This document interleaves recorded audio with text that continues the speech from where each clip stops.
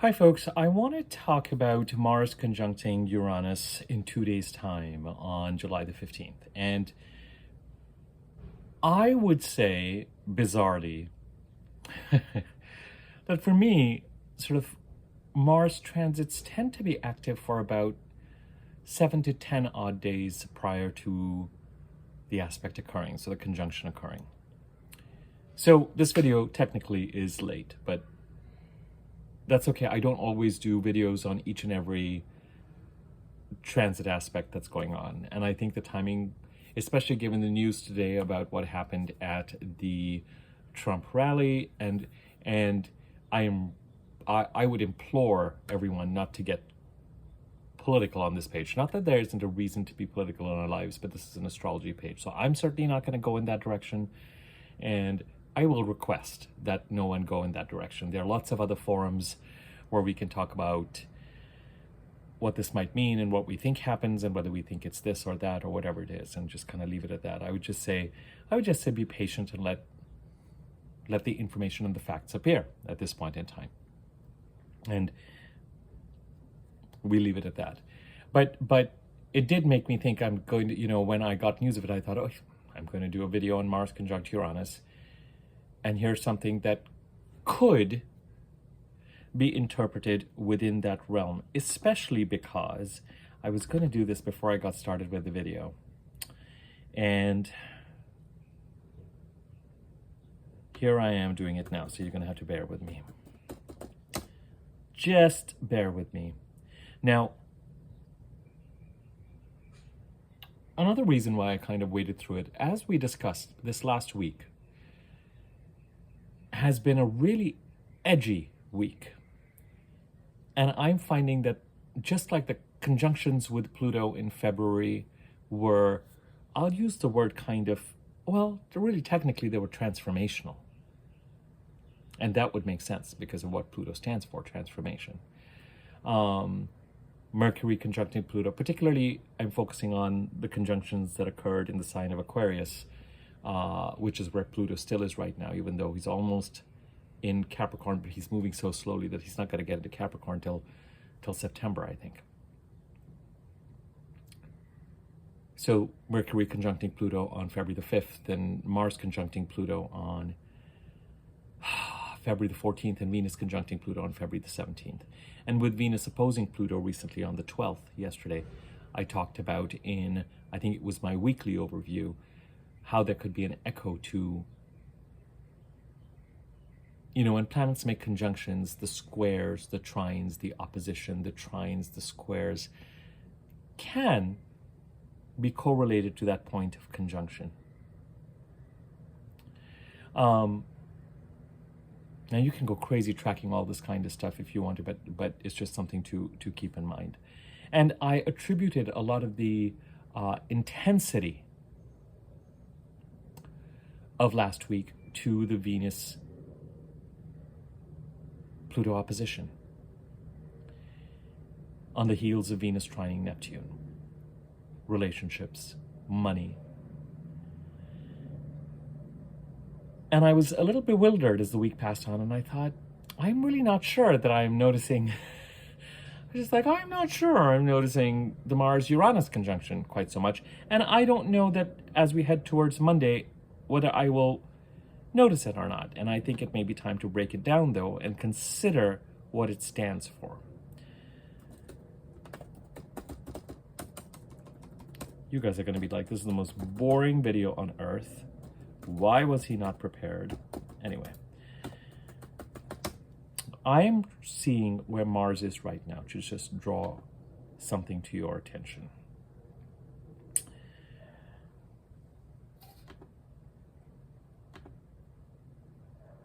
What degree Mars is at. To anyone who's new to my channel, and this is the first video you're seeing, I'm not always, this is not how it goes, my darlings.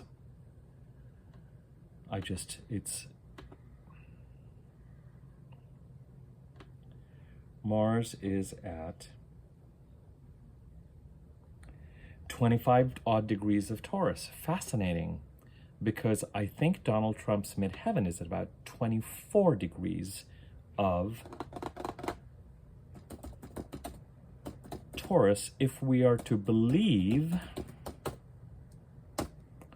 the birth charts that we see online, and that is a disclaimer. It has to be, unless someone is actually saying this is what I know and this is what I have, I don't know whether I can really believe it or not.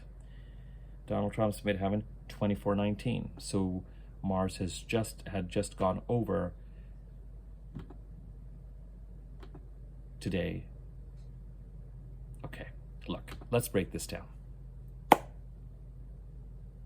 Mars is a planet of, first and foremost, it's the male principle, testosterone, what we associate with energy, the ability to get things done, take action, action-oriented, yang. For me, it is the pursuit of our goals and our desire. A lot of people attribute a certain type of romantic energy, and I'm really kind of talking more about, let's just use the word lustful energy, but not just in a negative context. I'm going to use the word desire. I think I've made the connection for you there. With Venus, and I find that it's really the sort of driving, and that word drive becomes very important with Mars. So whatever the nature of our goals and what we desire and what we go after, the way we go after it, the way we handle conflict, the way we handle opposition, the way we handle irritation, the way we handle blocks and blockage, the way we handle people who we like or don't like. A lot of our Mars energy and the natal placement of Mars, the sign, the house, can give you important clues about how someone expresses, taps into, and can say sometimes affected by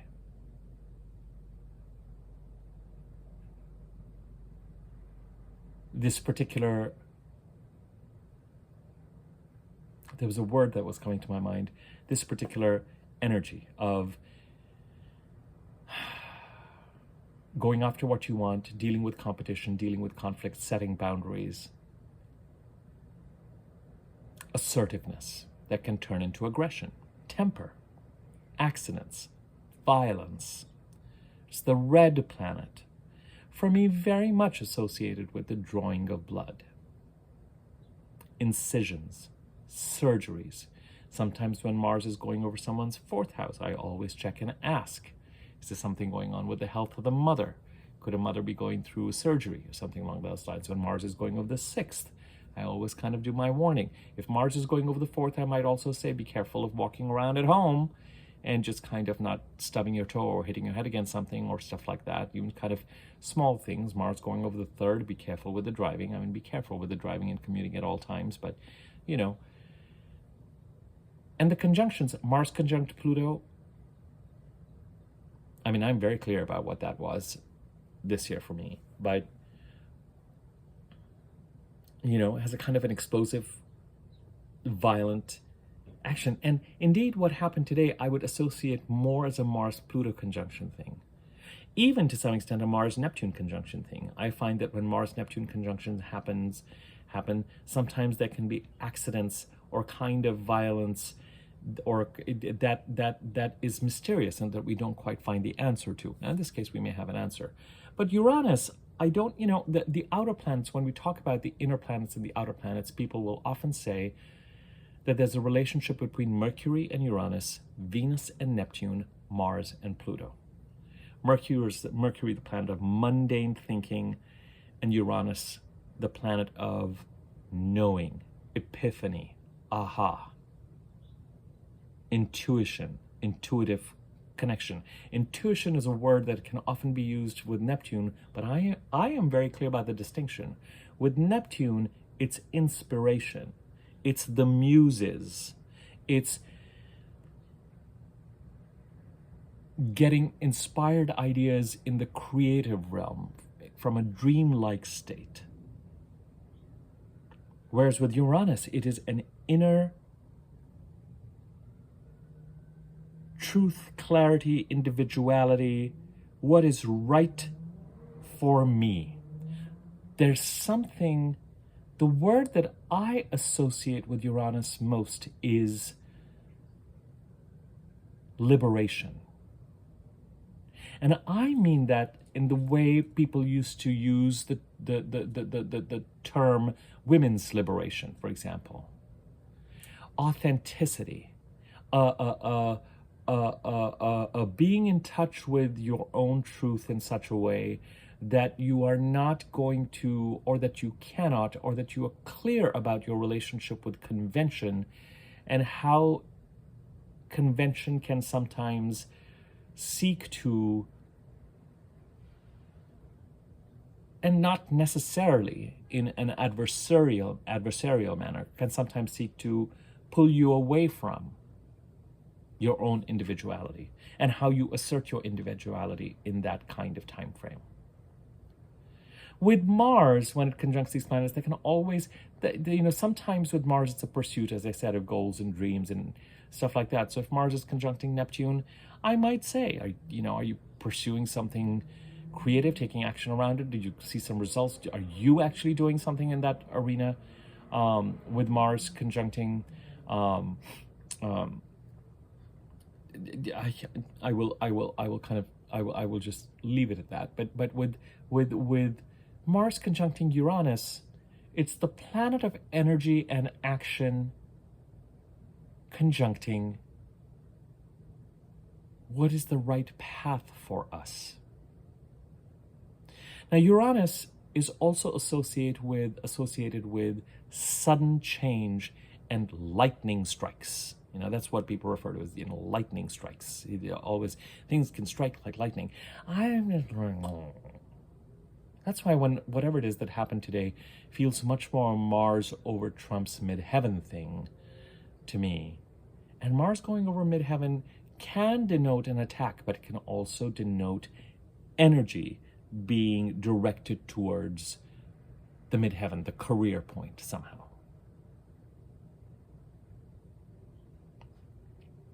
And it's intriguing to me that this happened after Mars conjuncted the midheaven. I'm going to leave what happened today in that place. The reason why I thought this way was because I thought, is it a Mars-Uranus conjunction thing? Because it's kind of the suddenness of it has that kind of conventional feeling. With Uranus, what I find is that Uranus's interest is really in the identification of the path that is right for you and meant for you, irrespective of convention. There's something very no bullshit, no BS about Uranus. It has this, it's associated with ruling Aquarius, which is a notoriously unsentimental sign. People associated with certain types of Aquarian placements, and heck, the Sun in Aquarius, it's notorious for if you're sitting with someone across a dinner table or at a bar or somewhere, and that person, who gives you the impression that butter simply will not melt anywhere, and everything is seen through a kind of very logical, very rational way of thinking, I don't know why you say that, because I find this. Don't you find this? Don't you think this? Or do you, kind of it's one of those people who will not cut you any slack if the argument that you're bringing up doesn't feel totally grounded and real, and will not let it go.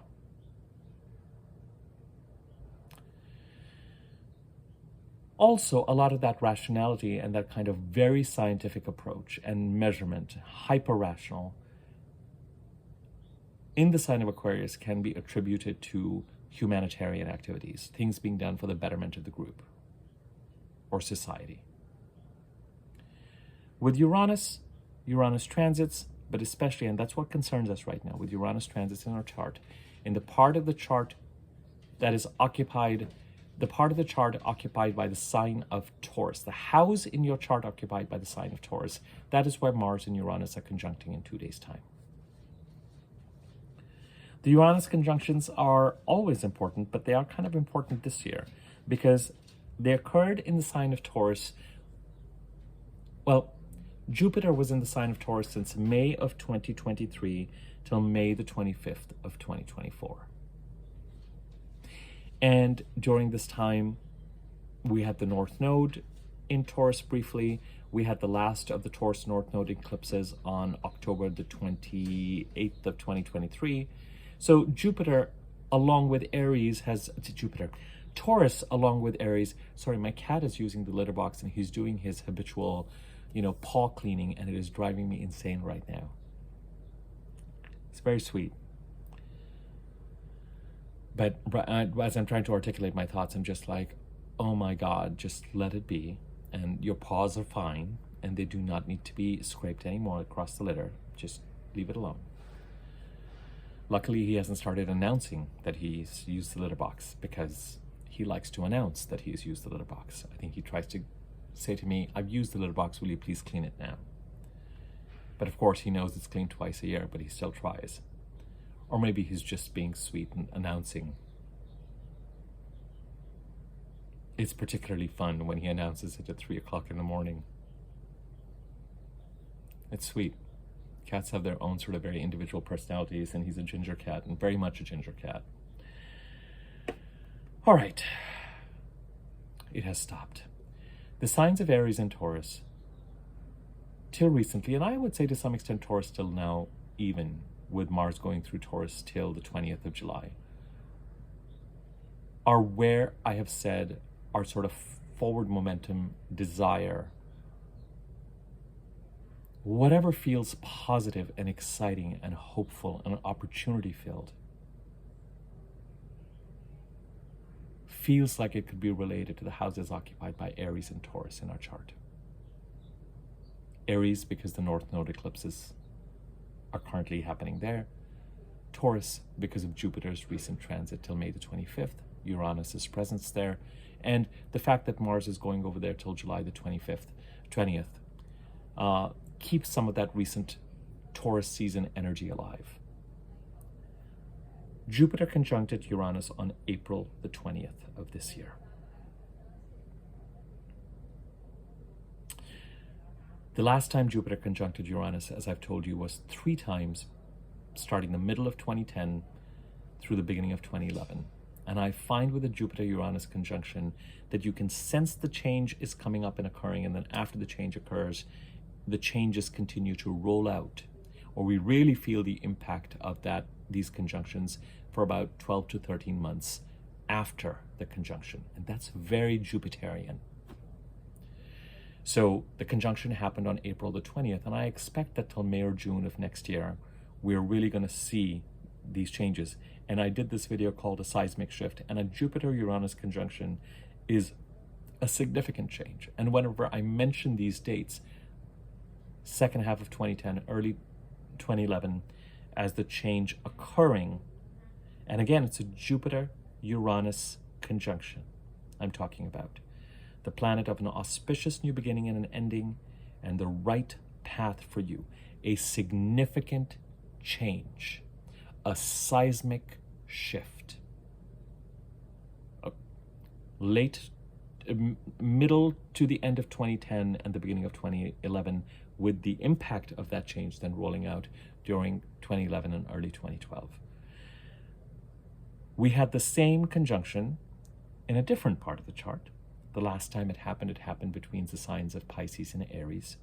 This time, of course, in the sign of Taurus on April the 20th. Then we had the personal planets make their conjunctions with Uranus in Taurus. The Sun conjuncted Uranus. The new moon in Taurus on May the 7th was conjunct Uranus. The Sun conjuncted Uranus on May the 13th. Venus conjuncted Uranus on May the 18th. Mercury conjuncted Uranus on May the 31st. And then, of course, Mars conjuncts Uranus on July the 15th. The Jupiter-Uranus conjunction being the most significant one. And then the new moon and the sun between May the 7th and June the 4th, I think, was sort of the Taurus month. What is the right path and what is the right direction for you? And with new moons, it's kind of a starting energy. And related to that energy, we then had Venus conjuncting Uranus, Mercury conjuncting Uranus, and Mars conjuncting Uranus. the more I think about it, whatever it is that has happened today, I don't see that as a Mars conjuncting Uranus thing necessarily as much as I see it as a Mars having gone over Donald Trump's midheaven kind of impact. My opinion. I associate the conjunctions with Uranus as a step and stepping points and stepping stones for the right next step related to what is right for you in the Taurus part of the chart. And what is right for you feels very right, totally individual, intuitively connected, unmistakable, in a way that anything that feels wrong, you can sort of tell may not be the right path. And it does not have to be the conventional path. For me, with Uranus, the seismic shifts and the epiphanies and the quantum leaps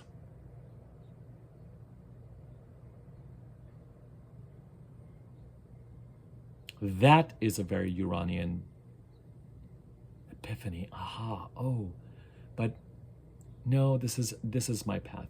It's this idea of how living in Los Angeles, being surrounded by actors, being surrounded by a conventional way of doing things. You come in, you have your classes, you get your headshots, you do this, you get these types of credits, that opens you up for these kinds of credits, and then that opens up for you these kinds of credits, and this is how you do this, and this is what the path. If you're living in New York, it's this, and you do this, and you do this, and what you're really trying to do is get to a Broadway credit. You know, there are these conventional ways of stepping. And then you have a production that is shooting somewhere, and a local actor gets a break in it that other people who are following these conventional paths don't have access to and don't get that break and would love to get that break. But this other person who gets that break because they happen to be in the time and the place right, that it is outside of convention, it is the right path. You have to be open and ready for it. And if you think that I'm kind of pointing something that is very lightning strike, it might be, but I have seen it happen.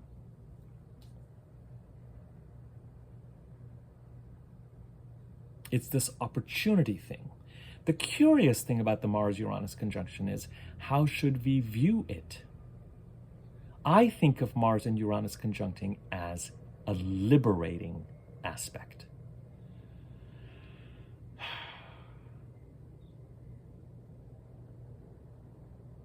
Does an opportunity come through? Has something been brewing? Do you get liberated from someone? And this is fair with Mars, because with Mars, this idea of consequence, you know, it could be that you, because you're driven to doing something, do something, and it can then it can have a reaction. Somebody else can either cooperate with it or come back to it. So there could be, it has to be said, with Mars conjunction Uranus, it could be a kind of an attack. But because it's conjuncting Uranus, I have to believe that it leads somehow you in a direction that it could be that if you have felt that there has been animosity, enmity, competition, something attacking, the Mars-Uranus conjunction could somehow liberate you from it.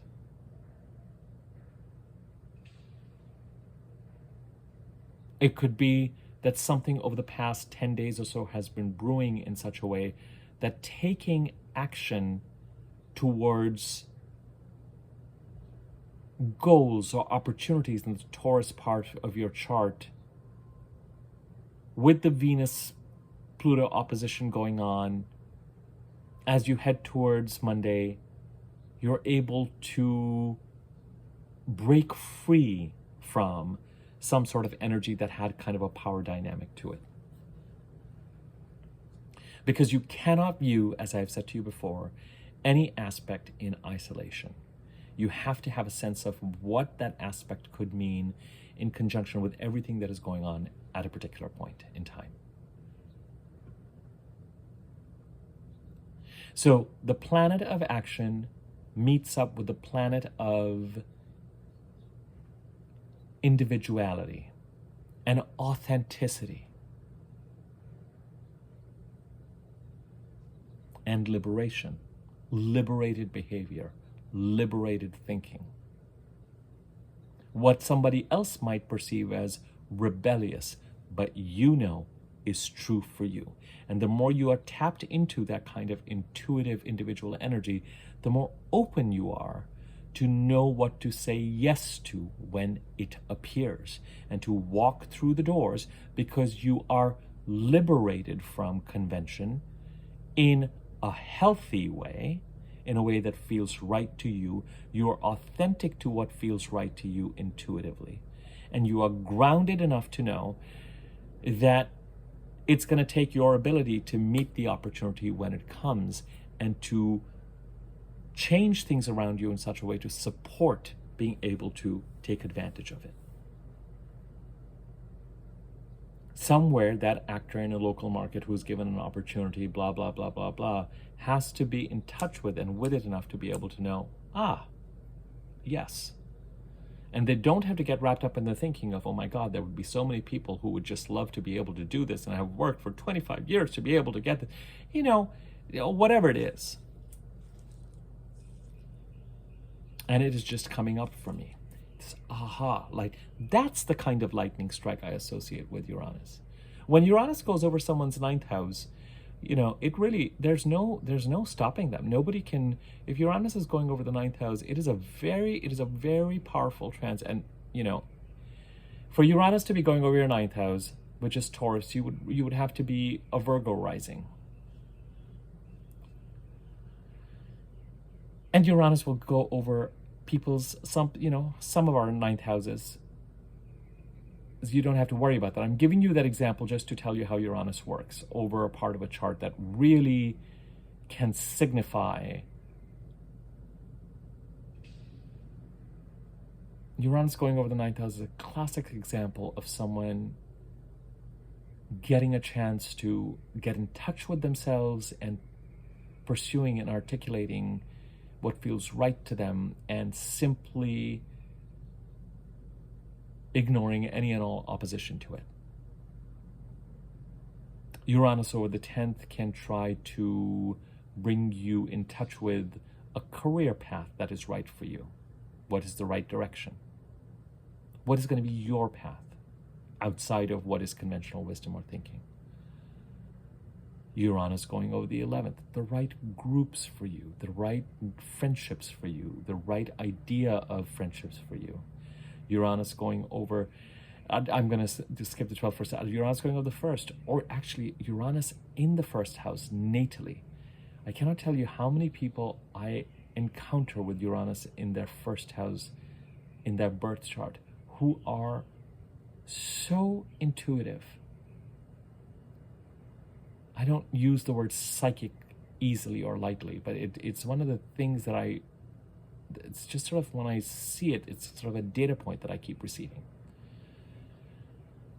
I don't associate, for example, what happened today with the Mars-Uranus conjunction, unless there's something there that is signifying something along the paths of someone's individual path or what is right for them in some way. I see that much more. What I see today is I see it much more as a Mars going over the midheaven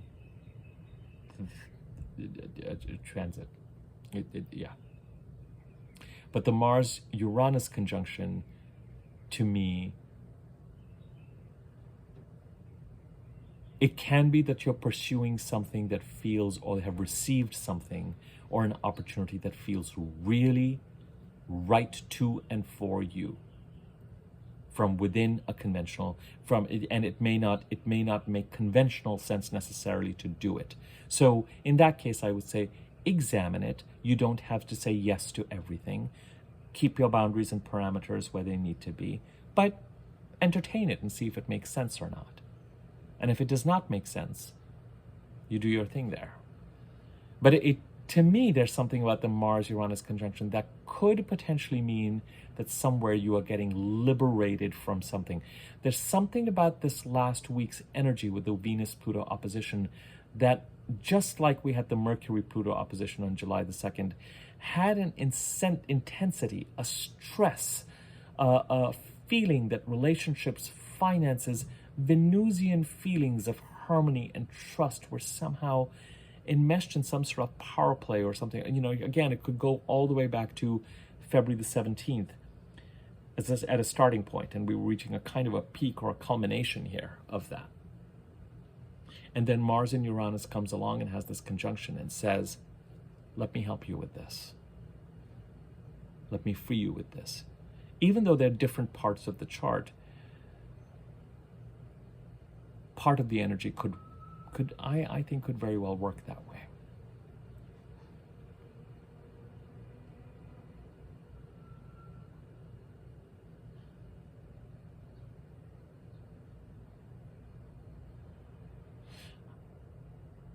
Yeah, I see it as a liberating conjunction, a liberating aspect. And I mean, it's a conjunction. It's not the Jupiter Uranus conjunction. I am more curious about on the 20th, Mars moves into Gemini and right away trines Pluto. Right around the time, on the 21st, of course, we have the second Capricorn full moon. And that is lovely, at least that part of, Mars trining Pluto. The Mars-Pluto conjunction was on February 14th. And for me, those middle of February conjunctions of Mars and Venus were very much about opening blockages and restrictions that might have been preventing us from moving along our Aries North Node eclipse path. So it'll be nice to find that Mars trines Pluto. But then, as Mars starts to go over the sign of Gemini, it is going to square Saturn and square Neptune. And those are not going to be, that's a little reminiscent of the June energy that we had that was challenging. But not to despair. After that, as we head towards the end of the year, Mars will enter Cancer, and from there he will trine Saturn and Neptune 3 times and oppose Pluto 3 times as a result of his retrograde. So aspects are made and life goes on, and we have blocks and challenges that are identified, and then we find solutions for them. And then we have face-offs and blah, blah, blah. But the Mars-Uranus conjunction I wanted to bring up to you and point out to you because it does seem to be, to me, to be connected to and to be part of this overall narrative.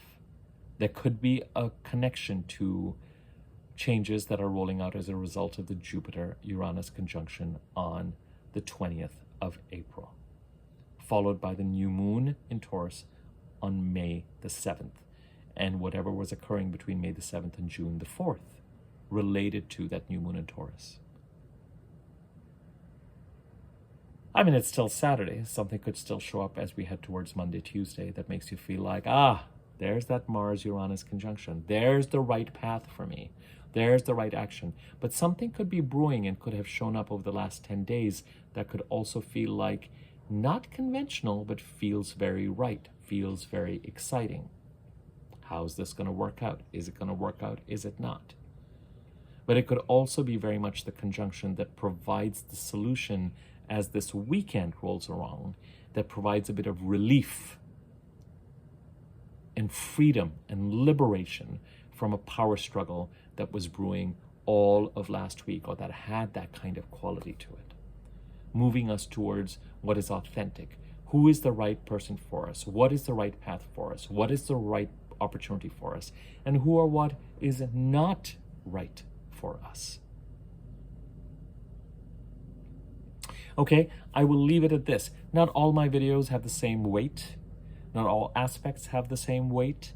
It is something I couldn't ignore the Mars-Uranus conjunction. I mean, it happens every couple of years. So it's not like we haven't had Mars-Uranus conjunctions before and we haven't made it through them and we won't continue to make it through them and blah, blah, blah, blah.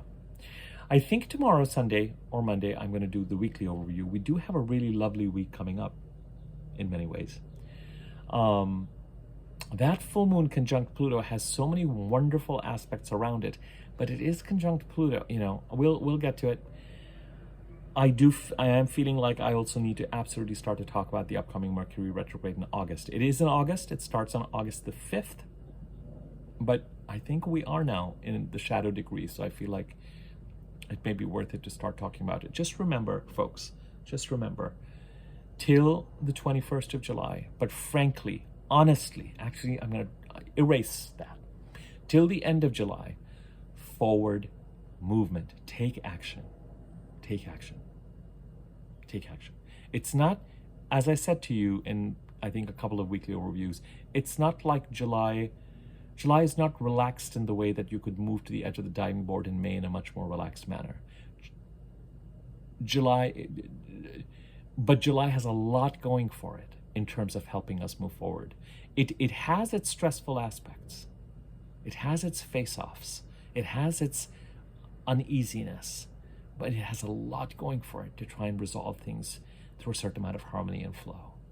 Try to take advantage of it and try to get through the other side of things that could free you up so that when we are really dealing with forward momentum after September of this year, with a lot of complications, and then starting the middle of November, retrograde after retrograde after retrograde after retrograde, but still propelling us forward, that you are as ready for it as you possibly can be. Okay. Thanks for watching this. Next one we'll do is the weekly overview, and then talking about the Mercury retrograde, and then the Uranus Pluto trine, and then the full moon in Capricorn. I think that's how we're going to go. If you found this video useful, feel free to share it with whoever you think might benefit from it. If you're interested in a personal reading or want me to make an easy to read version of your chart, my contact information is in the description box below. You can use that to email me, and I can give you information about rates and offerings. If you are not subscribing to my YouTube channel, and particularly if you are watching this video on Facebook and Twitter, by the end of the month I will stop posting these videos there. Please subscribe to my YouTube channel, and next to the YouTube subscribe button there's a bell icon. Hover over that, there's a wiggly bell on top. Click on that, you'll be notified whenever I do new videos. There's a thanks button if you want to contribute to the channel. Be healthily curious about what this Mars-Uranus conjunction is about.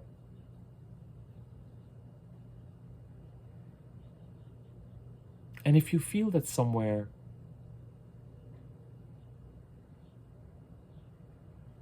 you know, my darlings, there is a kind of a liberation. There's a liberating aspect. There's something liberating about it. Liberating you to move forward in the direction that is right for you.